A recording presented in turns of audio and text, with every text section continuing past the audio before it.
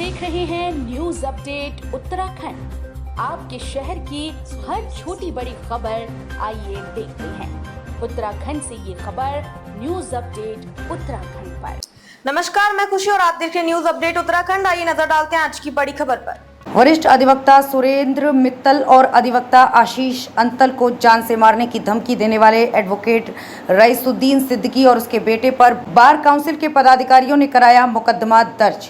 आपको बता दें कि अभी कुछ दिन पूर्व जेल से छूटकर आए अधिवक्ता रईसुद्दीन सिद्दीकी के द्वारा एक वरिष्ठ अधिवक्ता सुरेंद्र मित्तल और दूसरे अधिवक्ता आशीष अंतल को जान से मारने की धमकी दी गई और उनके साथ गाली गलौज की गई। यहां तक कि अधिवक्ता रईसुद्दीन सिद्दीकी के पुत्र के द्वारा भी वरिष्ठ अधिवक्ताओं को गाली गलौज साथ ही धमकियां दी गई। इस संबंध में बार काउंसिल पछुआ दून के पदाधिकारियों के द्वारा मुकदमा बाजार चौकी विकासनगर में दर्ज कराया गया है। सूत्रों के हवाले से पता चला है कि बार एसोसिएशन के 2 वकीलों को धमकी दी गई है और किसने दी है। ऐसा कल हमारे संज्ञान में आया।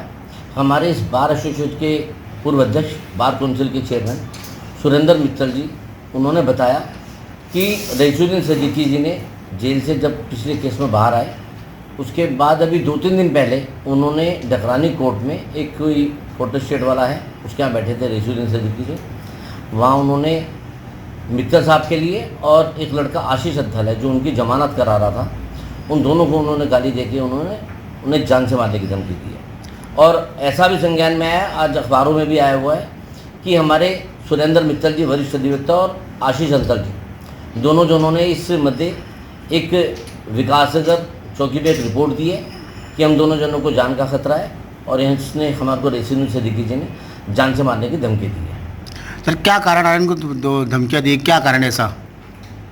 वो अभी इससे पहले का जो केस था, उस केस के अंदर ऐसा संज्ञान में आया है कि रईसुद्दीन सिद्दीकी जी का कहना है कि इन्होंने मेरे से, जब मैं जेल में था तो मेरे से इन्होंने किसी काम के लिए पैसे मांगे, जबकि वो इस बात को मना करते। इस बात को लेकर रईसुद्दीन सिद्दीकी जी काफ़ी आक्रोशित भी थे जब वो आए थे। तो उन्होंने, अब इस बात का हम लोग पूरी अच्छी तरह से नहीं बता सकते कि ऐसा क्या हुआ कि जो उन्होंने इस तरह की धमकी दी, पर ऐसा संज्ञान में आया कि उन्होंने गाली गलौज और धमकी दी है। ऐसा संज्ञान में हमारे अधिवक्ता जिनको गाली दी है, उन्होंने आगे बाद में अपनी बात बताई। सर, कौन कौन है? एक तो सुरेंद्र मित्तल जी हैं और एक आशीष अंतल जी। आशीष अंतल जी ने तो रईसुद्दीन सिद्दीकी और उनके बेटे के ऊपर भी आरोप लगाया कि उनके बेटे ने कहा कि मैं जब तक मारूंगा जब तक मेरे हाथ ना टूट जाए, मेरी हड्डी ना टूट जाए, या तो मेरे पिताजी की गोली से मर जाएगा, या फिर अगर नहीं मारा तो मैं तब तक मारूंगा जब तक मेरे हाथ की हड्डी ना टूट जाए। सूत्रों के हवाले से पता चला कि बार एसोसिएशन के 2 वकीलों को धमकी दी गई है और किसने दी है धमकियाँ? हमारे बार के वरिष्ठ अधिवक्ता श्री सुरेंद्र मित्तल जी और एक साथी अधिवक्ता हमारे आशीष अंतल जी, उन्होंने हमें कल बताया कि रईसुद्दीन सिद्दीकी अधिवक्ता जो है उसने हमें जान से मारने की धमकी दी है और वो कोर्ट में भी और बाहर भी कई जगह कह चुका कि मैं उन दोनों आदमी को जान से मार दूँगा। सर, क्या कारण है मारने का?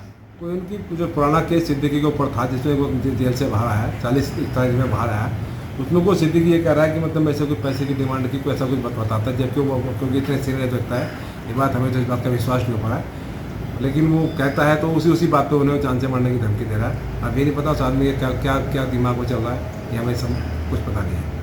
इनके खिलाफ मुकदमा दर्ज करा दिया? करा दिया, मित्तल जी मुकदमा कायम करा दिया। दोनों ने, आशीष अंतल ने रईसुद्दीन सिद्दीकी उसके बेटे के खिलाफ, सैफुद्दीन क्या नाम है, सैफुद्दीन है कुछ नाम से, उसके खिलाफ मुकदमा कायम हो गया। ठीक है सर।